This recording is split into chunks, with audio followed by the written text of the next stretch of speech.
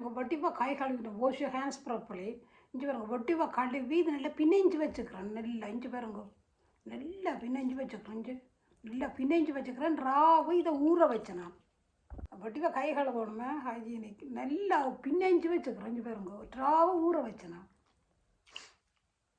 கையை களையிட்டு கையை துடைச்சிட்டு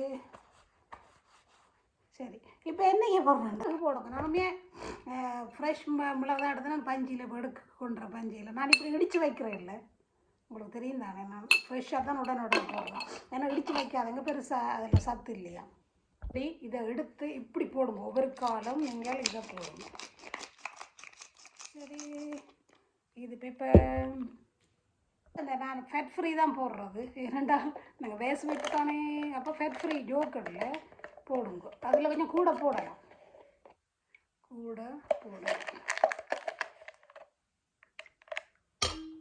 என்ன சொல்லுங்க, நல்ல வெங்காயம் நல்ல உப்பு போட்டு கழுவின வெங்காயம் நல்ல சின்ன சின்ன வெட்டுங்க. நான் கையால் வெட்டுறேன். இல்லை இப்போ இதில் வீடியோ எடுக்கிறதுக்காக வேண்டி இப்போ நல்ல சின்ன சின்ன வெட்டுங்க.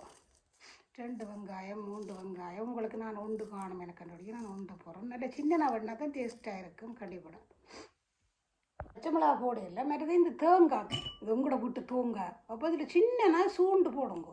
சின்னனா கொஞ்சமாக சூண்டு போடுங்க. இது நான் இது வச்சுருக்கிறேன் தேங்காய். இது புழுக்கடிகளோட சாப்பிட்ட மாதிரி சின்னனா சூண்டு போடுங்க. தேங்காய் பச்சை தேங்காய் நல்லம்மா. ஓகே உள்ளியும் போடணும். போட்டு பாருங்க உண்மையாக டேஸ்ட்டாக இருக்கும். மற்றது நல்லம் தானே. பச்சை உள்ளி கொஞ்சமாக தானே கடி போடும். அப்படி தனியாக கடிக்காதீங்க கூடாது. இரண்டா வாய் தொண்டை எல்லாம் அவிஞ்சு போடும்.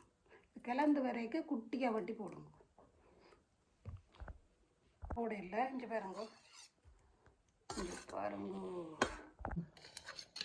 எப்படி இருக்குது. உண்மையாக நல்ல சாப்பாடு. B12 இருக்கும். ராவு ஊற வச்சு ஊரரிசிச்சு ஓ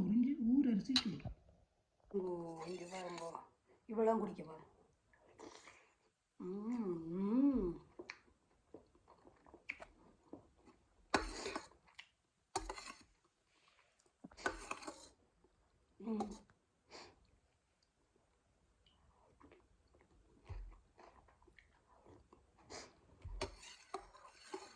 அமேசிங் டேஸ்ட்.